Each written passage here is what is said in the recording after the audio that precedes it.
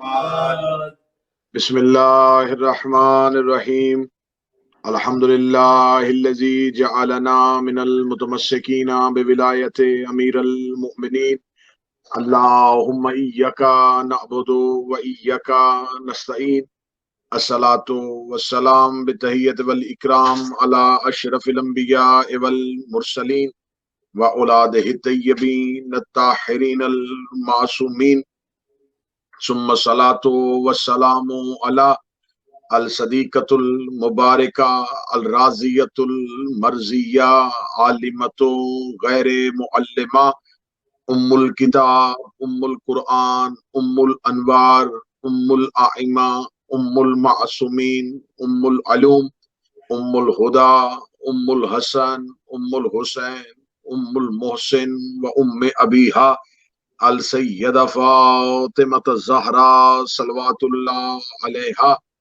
ولعن اللہ تعالی علی اعدائہم اجمعین اما بعد فقد قال حق سبحانہ تعالی فی کتابہ المجید بسم اللہ الرحمن الرحیم واللیل اذا یغشا والنہار اذا تجلی بلندتر صلوات اللہم صلی علی محمد وعلی محمد۔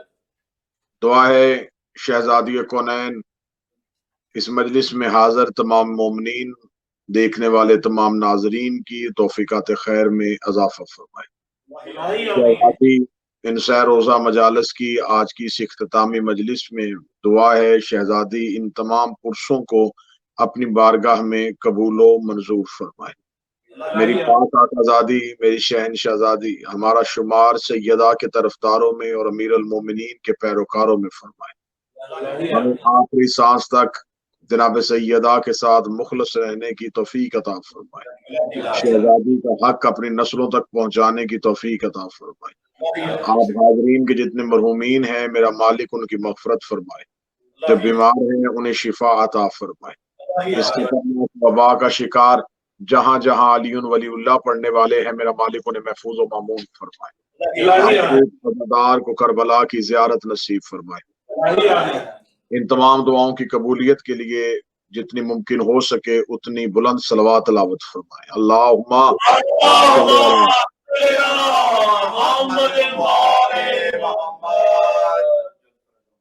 سہ روزہ مجالس میں اللہ کے قرآن سے سورہ مبارکہ واللیل سے ایک آیہ کریمہ موضوع سخن ہے جس میں خدا ایک قسم کھا رہا ہے، اور میں نے اپنی پہلی اور ابتدائی مجلس میں کہا تھا کہ خدا کے ہاں قسم کھانے کا ایک معیار ہے۔ مخلوق جب قسم کھاتی ہے تو مخلوق قسم اس چیز کی کھاتی ہے جس سے محبت زیادہ ہو، یا مخلوق اس کی قسم کھاتی ہے جہاں اپنی بات میں یقین کروانا ہو۔ لیکن جب اللہ قسم کھاتا ہے تو اللہ جس کی قسم کھائے اللہ اس کی عزت زمانے کو بتانا چاہتا ہے۔ واللیل اذا یغشا، اور مجھے زہرا کی قسم جب وہ اپنے دامن عصمت میں سب کو لے لیتی ہے۔ جب سیدہ نے چادر تطہیر میں 4 انوار لے لیے، اور وہ جو 4 نور سیدہ کی چادر میں آئے تھے وہ عام نور نہیں تھے، ان میں سے ایک رسول کا نور تھا، ایک امیر المومنین کا، اور 2 حسنین کریمین کے۔ اس سے پہلے اگر ہم عام ہسٹری کی کسی کتاب کی طرف بھی جائیں تو سب میں یہ واقعہ، بلکہ بچوں کو اسلامیات میں بھی واقعہ پڑھایا جاتا ہے کہ جب رسالت ماں پہلی وحی کے بعد اپنے گھر آئے تو جناب خدیجہ کبریٰ صلوات اللہ علیہا سے کہا زمبلونی، مجھے چادر اڑا دے۔ جناب خدیجہ نے چادر اڑا دی اور رسول پہ پہلی وحی کا سلسلہ شروع ہو گیا۔ ماں اور بیٹی کی عزت اور شان اور مرتبے کے کیا کہنے، ماں چادر اڑا دے تو پھر بھی آیت آتی ہے، بیٹی چادر اڑا دے تو پھر بھی آیت آتی ہے۔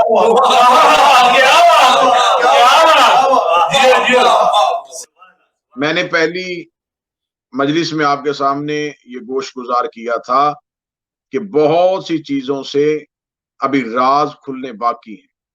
ایسے ہی اس حدیث جسے حدیث قصہ کہتے ہیں، اس کے اصل مفاہیم، اس کا اصل مقصد ابھی تک وہ مخلوق کی نظروں سے اوجھل ہے۔ کہ اصل میں حدیث قصہ کا راز کیا ہے۔ میں نے آپ سے ابتدائی گفتگو میں کہا تھا کہ جو رسول دروازے پہ آئے اور دروازے پہ آ کے کہا کہ مجھے ذوف ہے، ذوف سے مراد معاذ اللہ بیماری نہیں تھا، رسالت، رشتے چاہتے تھے، اور سیدہ سے آ کے ان رشتوں کی بابت کہا کہ مجھے مباہلہ کے میدان میں خدا نے کہہ دیا ہے کہ وہ بیٹے لے کے آئیں، ہم بیٹے لے کے جائیں گے۔ میرے بیٹے کوئی نہیں ہے، اس نے نساء مانگ لی ہیں، میرے پاس نساء ایسی کوئی نہیں ہے، مجھے نفس مانگ لیے ہیں، اور نفس بھی تیرے گھر میں ہے۔ اب سیدہ نے رسول کو مباہلہ کے میدان میں جانے کے لیے جو ہستیاں درکار تھی، سیدہ نے اپنی چادر میں ساری اکٹھی کی۔ اکٹھی کرنے کے بعد شہزادی میدان مباہلہ کی جانب چلی۔ یہاں میں ایک راز آپ کے گوش گزار ضرور کروں کہ مباہلہ نبی کی صداقت کی وجہ سے نہیں جیتا گیا۔ مباہلہ میں نبی کی نبوت کی وجہ سے عیسائی، یا نبی کے معجزات کی وجہ سے، یا علی کے تلوار کے ڈر کی وجہ سے عیسائیوں نے مباہلہ نہیں ہارا۔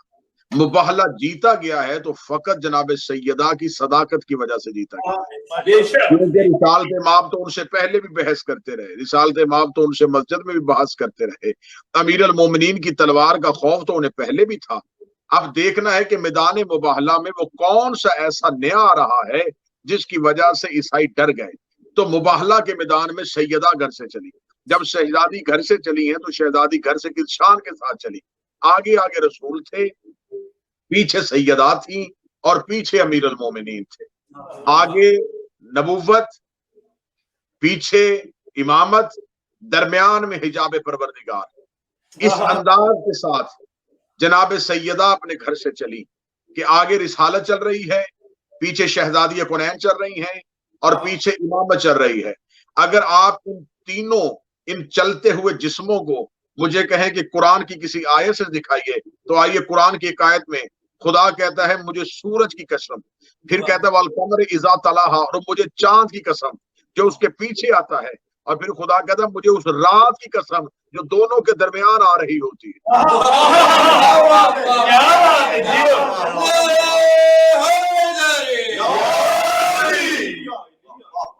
اور میں نے ابتدائی مجلس میں بھی یہ گوش گزار کیا تھا کہ سیدہ کی معرفت، سیدہ کی عزت، اگر ہم کہیں کہ کما حقہ بیان کریں تو یہ ہمارے بس میں نہیں ہے۔ شہزادی کی عزت اور شہزادی کی مدد ہم میں سے کوئی بھی کما حقہ بیان نہیں کر سکتا۔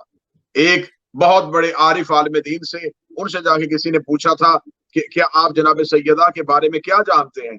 تو اس عارف عالم دین نے کہا تھا کہ تم مجھ سے سیدہ کے بارے میں پوچھ رہا ہے، تم مجھے بشر سمجھتا ہے یا خدا سمجھتا ہے؟ میں بشر ہو کے تمہیں بتاؤں کہ سیدہ کون ہے، میں انسان ہو کے تمہیں بتاؤں کہ سیدہ کون ہے؟ کوئی بشر ہو کے نہیں بتا سکتا کہ سیدہ کسے کہتے ہیں۔ اب ایک راز میں آپ کے سامنے پڑھنے لگا ہوں۔ معصوم نے کہا تھا کہ معصوم سے پوچھا گیا تھا مولا اول العزم نبی کتنے ہیں، اور ان نبیوں کو اول العزم کیوں بنایا گیا؟ فرمایا انہیں اول العزم اس لیے بنایا گیا تھا کہ انہیں جناب سیدہ کا نام لینے کی اجازت تھی۔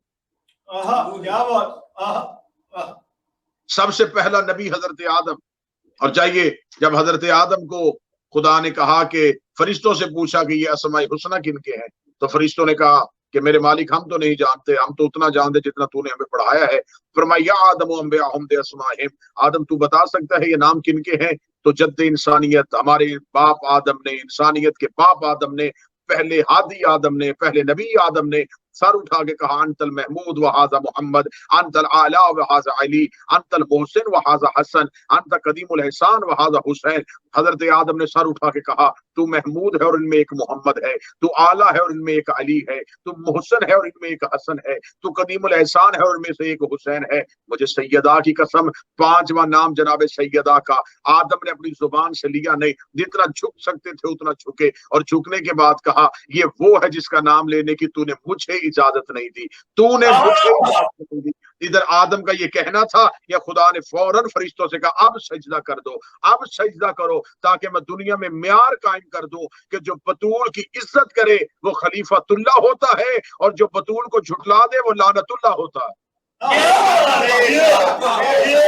बीवी के कातलों पे लाले, बीवी के दुश्मनों पे लाले,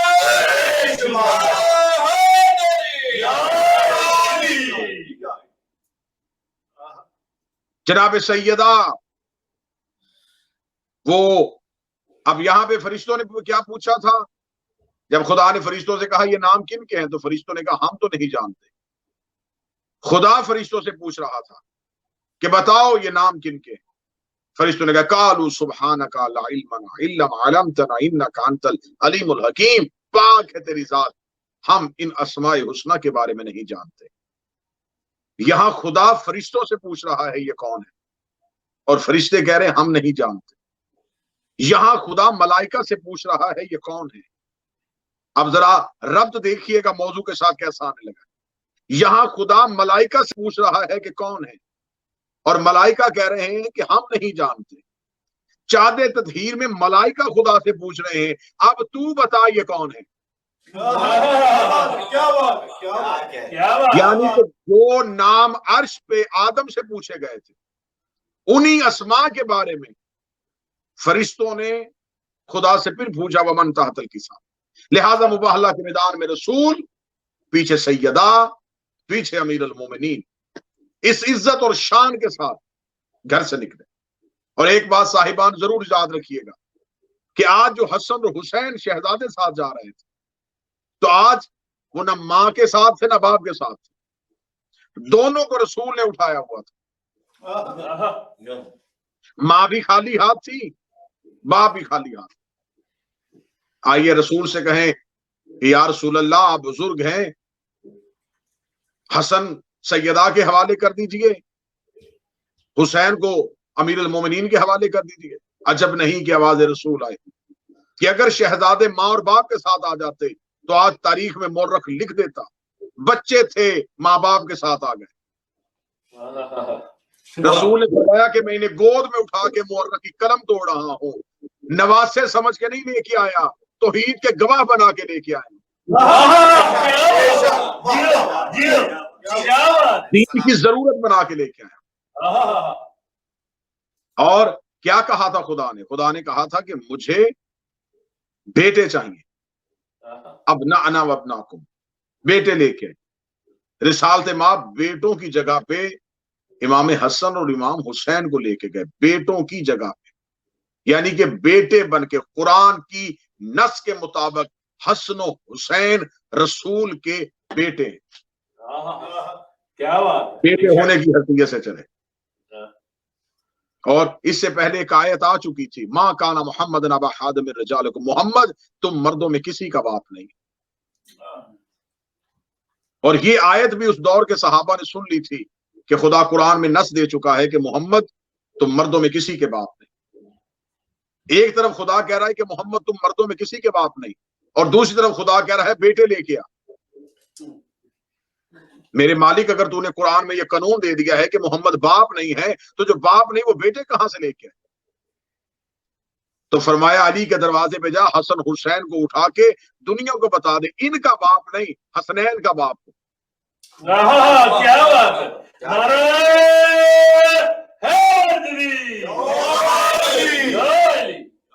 अब शहजादी मुबाहला के मैदान की जानब चली। मुबाहला के मैदान की जानब जाना था या उस दौर का ईसाइयों का जो सबसे बड़ा पादरी साथ आया था, अब्दुल मसीह। अब्दुल मसीह ने अपने अबरुओं को उठाया, ज़ईफी की वजह से उसके अबरू लटके हुए थे, उसने अपने अबरुओं को उठाया। उठाने के बाद उसने अपनी कौम के साथ, उसके साथ कोई आम लोग नहीं आए थे, उसके साथ जो 70 लोगों का वफद था वो सारा पादरियों पे मुश्तमिल था। अब्दुल मसीह ने अपने अबरुओं को उठा के कहने लगा कि क्या तुम में से कोई मुझे बता सकता है कि कौन आ रहा है? क्या वो जिसके साथ हम इतने दिन बहस करते रहे वो रसूल अकेला आ रहा है? इतना कहना था, या पीछे खड़े हुए पादरी ने कहा कि हमें वो चेहरे नजर नहीं आ रहे, लेकिन दिखने में एक ही नूर आ रहा, एक ही नूर आ रहा है। तो अब्दुल मसीह पादरी ने कहा कि इन्हें करीब आने दो, मैं पहचानूं तो सही कि मुस्तफा अकेले आ रहे हैं या किसी को लेके आ रहे हैं। थोड़ा रसूल करीब और आए थे, ये काफले का करीब आना था।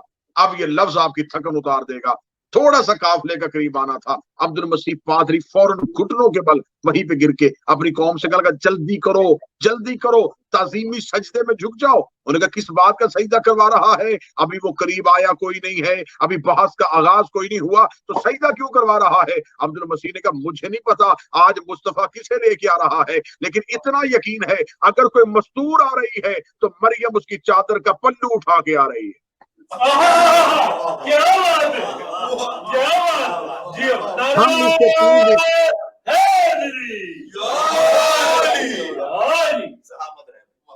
اور شاید آپ تک یا عوام تک خواص نے وہ چیز پہنچائی نہیں کہ شہزادی نے مباہلہ میں بھی جا کے خطبہ دیا تھا۔ مباہلہ کے میدان میں جا کے شہزادی باپ کے پیچھے سے بولی، پہلے اللہ کی حمد کی، پھر بابا کی رسالت کی۔ اس کے بعد بی بی نے کہا کہ تم کیا کہتے تھے؟ میرے بابا سے کہتے تھے کہ عیسیٰ اللہ کا بیٹا ہے۔ بی بی نے فرمایا اب وہ کھڑا ہے عیسیٰ، اس سے پوچھو یہ کس کا بیٹا ہے۔ کیا بات ہے، تم نے کہا تھا کہ ہم مریم سے افضل کسی کو نہیں سمجھتے، وہ کھڑی ہے مریم۔ اس لیے کہ عیسائی رسول کے ساتھ اس بحث میں تھے کہ عیسیٰ سے افضل کوئی نہیں ہے، مریم سے افضل مستور کوئی نہیں۔ شہزادی عیسیٰ اور مریم کو ساتھ لے کے کھڑی تھی۔ مباہلہ کے میدان میں عیسائی جھک گئے اور جھکنے کے بعد تعظیمی سجدے میں گرے۔ تعظیمی سجدے میں گرنا تھا یا خدا نے کہا، قرآن میں آیا مباہلہ آج بھی موجود، خدا نے کہا تھا ثم نبتہل فنجعل لعنت اللہ علی الکاذبین۔ مباہلہ کے میدان میں جو جھوٹا ہوگا اس پہ اللہ کی لعنت ہوگی۔ اس کا مطلب ہے کہ لعنت کرنا شیعوں کا شیوا نہیں، توحید کا طریقہ۔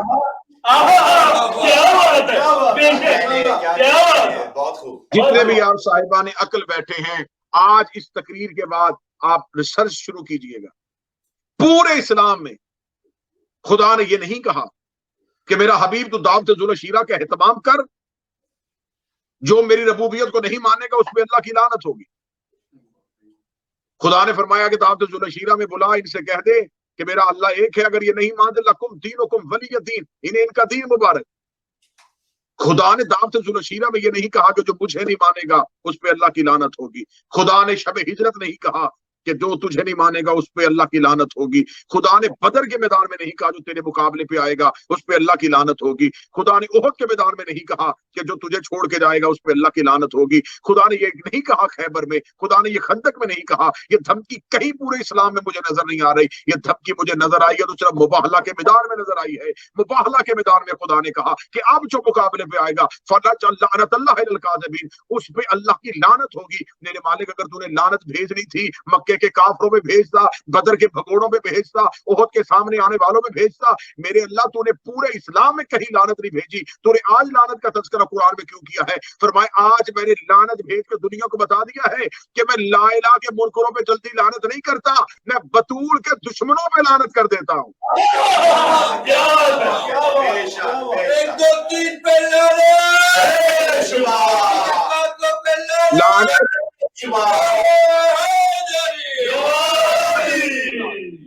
لعنت مخصوص ہے صرف جناب سیدہ کے دشمنوں کی، لعنت لفظ مخصوص ہے صرف سیدہ کے قاتلوں۔ خدا نے کہا کہ جو اب بطول کو جھٹلائے گا، مباہلہ کے میدان میں خدا نے اس سے پہلے کیوں نہیں کہا؟ خدا نے جب عیسائی بحث کر رہے تو خدا نے وہاں نہیں کہا فمن حاجک فیہ من بعد ما جاءک من العلم، کہ اگر یہ قرآن آنے کے بعد بھی نہیں مانتے تو اس پہ ان پہ اللہ کی لعنت۔ خدا نے تب لعنت نہیں بھیجی۔ اس کا مطلب ہے کہ آج مباہلہ کے میدان میں اگر لعنت آئی ہے تو صرف اس وجہ سے آئی ہے کہ اگر انہوں نے آج بطول کو جھٹلا دیا تو خدا کہتا ہے کہ بطول کو جھٹلانے کے بعد پھر ان پہ لعنت ہو۔ رسول جاتے رہے، خدا نے یہ نہیں کہا جو رسول کو جھٹلائے گا لعنت ہوگی۔ خدا نے یہ نہیں کہا علی کو جھٹلاؤ گے تو لعنت ہوگی۔ خدا نے کہا اگر تم نے بطول کو جھٹلا دیا تو پھر تم پہ لعنت ہوگی۔ تو صاحبان، لعنت کی خلقت کا مقصد ہی دشمن زہرا کو ڈھونڈنا ہے۔ میں لفظ تبدیل کرتا ہوں، لعنت خلق ہی بطول کے دشمنوں کے لیے ہوئی ہے۔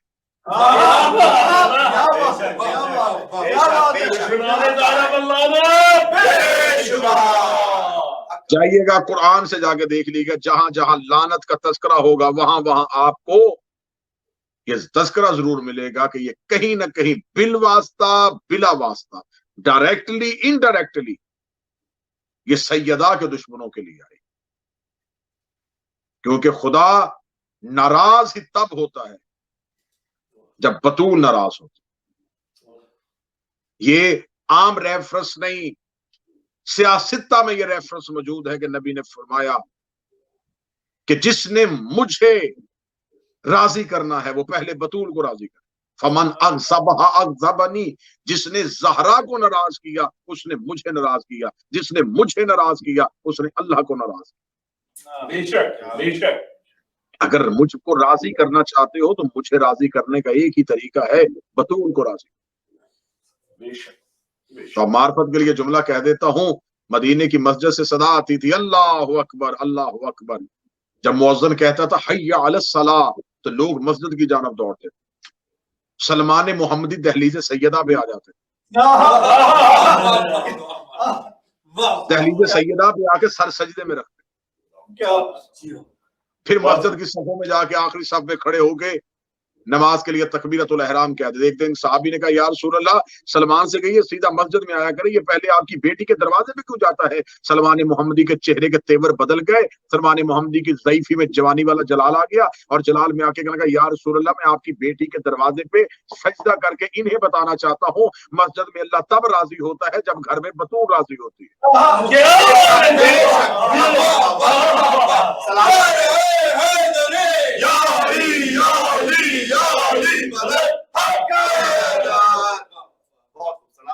کتنی مثالیں اور کتنی مثالیں دی جا سکتی ہیں کہ سیدہ کو راضی کرنے کا ایک ہی طریقہ ہے۔ اب اللہ کو راضی کرنا ہے رسول کو راضی کرو، رسول کو راضی کرنا ہے سیدہ کو راضی کرو، اور اگر تم نے سیدہ کو راضی کرنا ہے تو پھر آؤ سیدہ کو راضی کرنے کا ایک طریقہ بتاؤں۔ میرے مالک تو کیسے راضی ہوگا؟ لمبی عبادت سے، زیادہ سجدوں سے، بہت زیادہ خیرات تیری راہ میں دیں؟ فرمایا نہیں۔ سورہ آل عمران میں خدا بولا قل ان کنتم تحبون اللہ، کہہ دیجئے اگر یہ چاہتے ہیں کہ اللہ سے محبت کرنی ہے فاتبعونی، یہ تیری اتباع کرے۔ پھر خدا نے رسول سے فرمایا یحببکم اللہ، ان سے کہہ دے کہ اگر یہ رسول کی اتباع کریں گے انہیں مجھ سے محبت کی ضرورت نہیں، میں اللہ خود ان سے محبت کروں۔ اللہ راضی ہوگا رسول کی وجہ سے۔ میں نے آپ کے سامنے رسول کا فرمان حدیث پہلے کوٹ کر دی کہ رسالت امام نے فرمایا کہ جس نے فاطمہ کو راضی کیا اس نے مجھے راضی کیا۔ اللہ راضی ہوا رسول کی وجہ سے، رسول راضی ہوئے بطول کی وجہ سے۔ اب آئیے سیدہ کی دہلیز پہ سر سجدے میں رکھ کے کہیں شہزادی 3 جمادی ثانی تیرے نوکر تیرے دروازے پہ آئے ہیں، گئے اللہ کے دروازے پہ تھے، بھیج رسول کے دروازے پہ دیا، رسول نے آپ کی دہلیز پہ بھیج دیا، اب آپ بتائیں کہ آپ کیسے راضی ہوتے ہیں؟ بطول کی آواز آئی جس نے میرے حسین کو راضی کر دیا، کیا بات ہے، اس نے مجھ کو راضی، جس کے دل میں حسین کی محبت، سیدہ راضی ہے تو بس بس بس حسین کے عزادات سے۔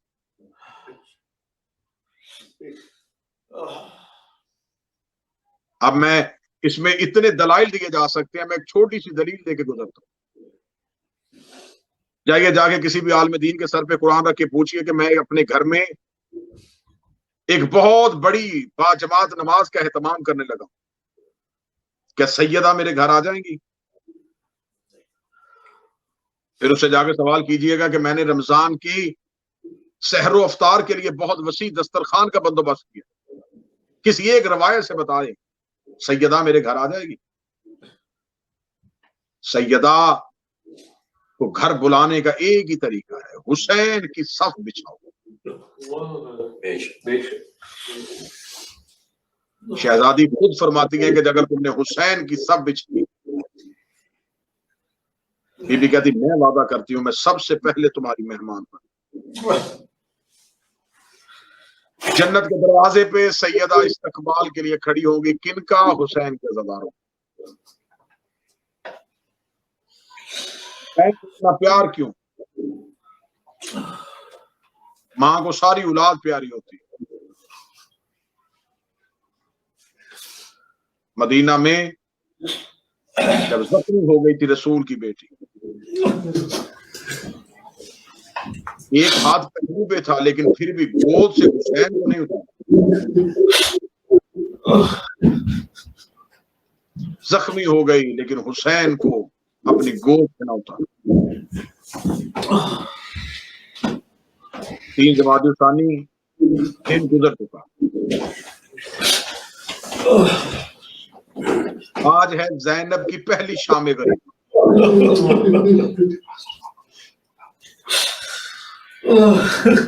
آج ہے سیدہ کے گھر میں یتیموں کی پہلی رات. آج ایک بار اپنی آنکھیں بند کر کے ذرا مدینہ ہاشم میں حویلی زہرا کی طرف اپنی آنکھیں بند کر کے ذرا اندازہ لگائیے گا کہ حویلی زہرا میں حالت کیا ہے.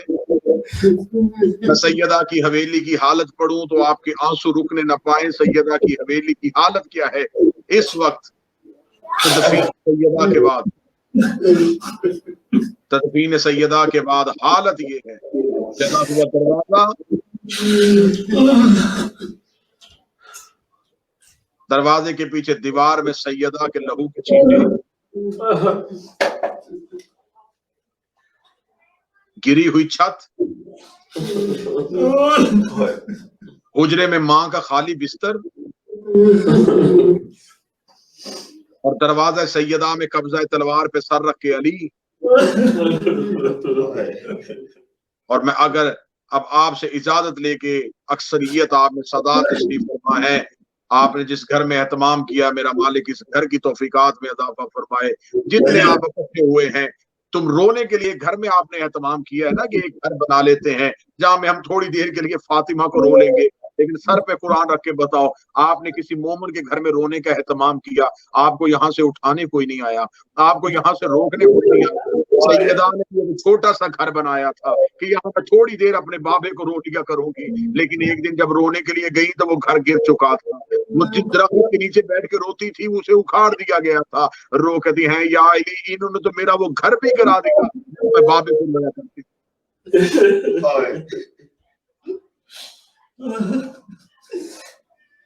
حالت کیا ہے؟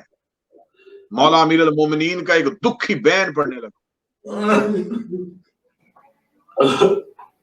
تدفین سیدہ سے پہلے جب زخمی تھی نا شہزادی، امیر المومنین روتے روتے آپ کی قبر پہ گئے. قبر محمد پہ جا کے امیر المومنین نے اپنے سر سے امامہ اتارا اور امامہ اتار کے رو کے کہنے لگے یا رسول اللہ تیرا دین بچاتے بچاتے علی نے بڑی قربانیاں دی ہیں.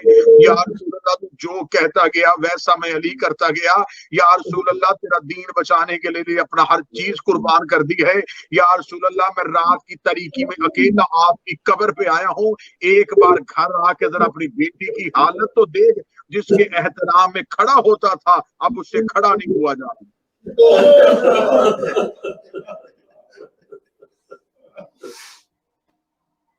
ایک بین میں نے مولا علی کا پڑھ دیا قبر رسول پہ. اگر آپ اجازت دیں تو میں ایک دوسرا بین پڑھنے لگا ہوں.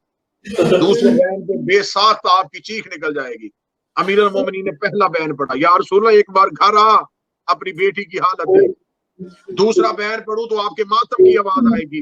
مولا امیر المومنین قبر رسول پہ اتنا روئے علی، اتنا چیخے مار کے روئے، دھاڑے مار کے رو کے یا رسول اللہ تیری قبر کی عزت کی قسم کھا کے کہتا ہوں تیری بیٹی سے اب قنوت کے لیے ہاتھ نہیں اٹھائے جاتے. فاطمہ کے ہاتھ اب نماز میں قنوت کے لیے یا رسول اللہ تیری بیٹی اتنی زخمی.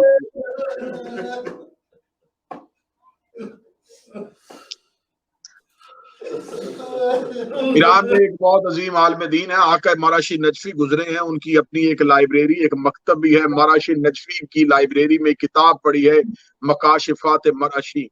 जिसमें उन्होंने अपने मुकाशफात लिखे हैं, जिसमें उन्होंने लिखा है कि मैंने जिस जिस दौर में जिस इमाम की जियारत की है तो वो मुकाशिफा क्या देखा।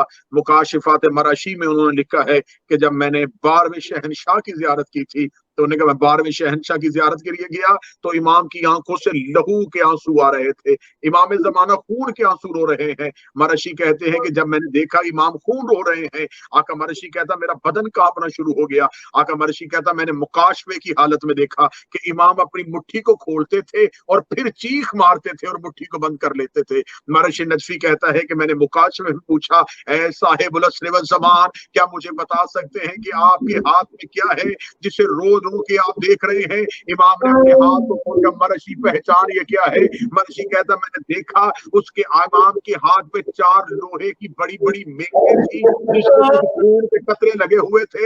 आगे मराशी कहता मौला मैं पहचान नहीं सका ये क्या है। फरमाया ये वही मेखें हैं जो मेरी दादी फातिमा के पहलू में पैवस्त हो गई, जिससे मेरी माँ ज़हरा जख्मी।